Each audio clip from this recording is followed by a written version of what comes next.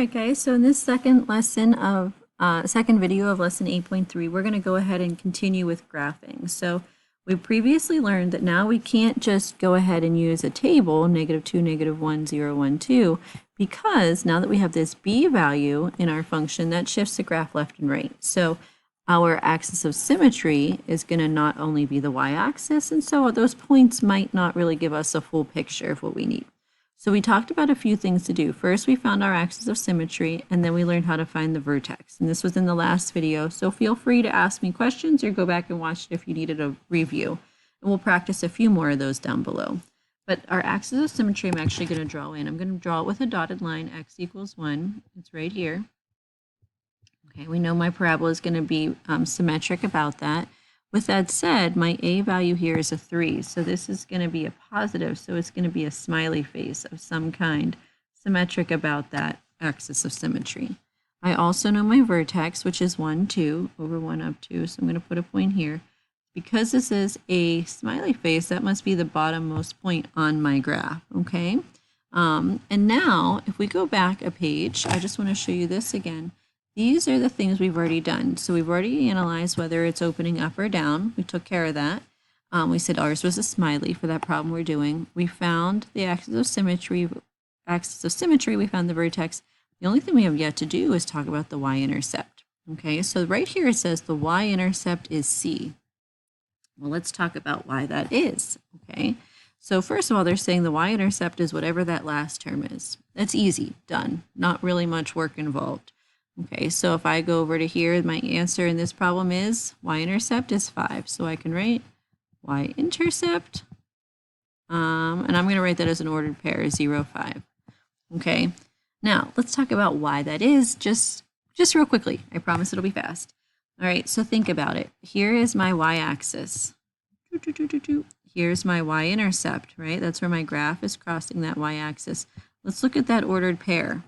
Anywhere that a graph crosses, whether it's up here, whether it's like this, any point where it crosses the y-axis is always going to have an ordered pair that's x, y, but my x is going to be 0 and my y is some number. So when x equals 0, all I really have to do is substitute that in. Okay, so for instance, let's go back to our problem. Here we have this number, this equation. So it's 3 times 0 squared minus 6 times 0 plus 5. Well, what happens to 3 times 0 squared? That's 0. What happens to negative 6 times 0? That's 0. And that's how you're just left with 5. Okay? Now, fully, if we were to use the full notation, I would have wrote f of 0 equals all this. So in the end, I get f of 0 equals 5. Remember, f of x is the same thing as y. So this is how I got that ordered pair 0, 5. And that's why I wrote it like that. Or you can just remember that the y-intercept is always 0, comma, a number. All right, well, anyways, so the short answer is just take that c value. But I wanted you to see why, because I think you understand things better, and it'll stick with you longer if you understand the reasoning and not just the rules. All right, so anyways, I'm going to put a point at 5. 1, 2, 3, 4, 5. Now remember, this parabola is symmetric across this axis of symmetry. So this point here was 1 to the left, so now I'm going to go 1 to the right. And it will be symmetric, and those are enough points to make my parabola. And that's it. Okay? Now, sometimes some of these graphs might cross the x-axis, and we could add in our x-intercepts, and we can get those by factoring. We can use the square root method. We can use the quadratic formula. But as you see here, in this case, you wouldn't be able to factor. You wouldn't be able to use the square root.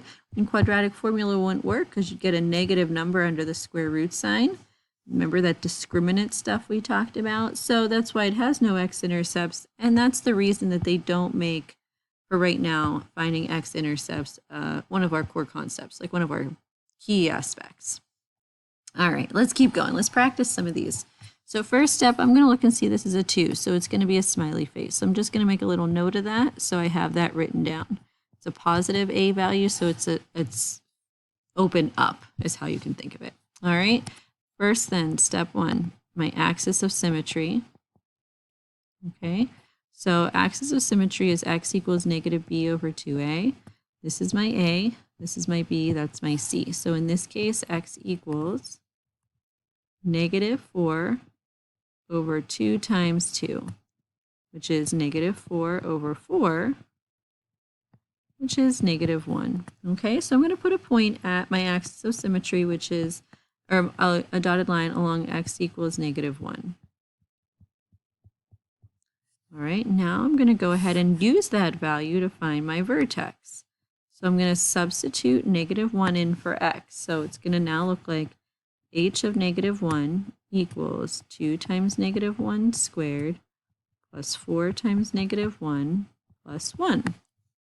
All right, using order of operations, negative 1 squared, we'll do that first, is positive 1. So now it's 2 times positive 1, which is 2. 4 times negative 1 is negative 4, so minus 4 plus 1. 2 minus 4 is negative 2. Negative 2 plus 1 is negative 1. So I have h of negative 1 equals negative 1. So my vertex is negative 1, negative 1, negative 1, down 1. Okay? Now that's the bottommost point. Now I'm going to do my last part, and that's to find my y-intercept. Step 3. It's always my c value. So in this case, it's just the ordered pair 0, 1. Again, because 0 would go in here and here and cancel. So I'm going to put a point at 1. And because this is symmetric across that that axis of symmetry, if this is 1 to the right, then I'm going to go 1 to the left, put a point here, and that's enough to give me an understanding of what the parabola looks like. Okay, and again, you could always fill in points, like if I wanted to do 1, 2, 3, if I wanted to make a table, if I needed that, I could go ahead and do 1, 2, 3, and then just reflect it across. But this is sufficient for what we're doing at the moment, okay? Good work, guys. Let's try another one. How about letter P here, or number 5, but P of x. All right, step 1, looking at this, I'm going to see that it is an a value. Okay, sorry about that. Okay, so my a value is negative. So this is going to be a frowny face. So all that means is that my parabola is open down, okay, because of that negative 5x. All right, first step, axis of symmetry. So negative b over 2a. X equals negative b over 2a. So I'm going to go ahead. This is my a, this is my b, this is my c. So negative 10 over 2 times negative 5. Okay, so that's going to give me 10 over negative 5, and I get, again, negative 1. So my axis of symmetry is x equals negative 1, same thing. And then let's go ahead and use that axis of symmetry, substitute it in to get my vertex. So P of negative 1 equals negative 5 times negative 1 squared minus 10 times negative 1 minus 2. All right, so negative 1 squared is 1, so I just get negative 5. Negative and negative is positive, so plus 10 minus 2. Negative 5 plus 10 is 5. 5 minus 2 is 3.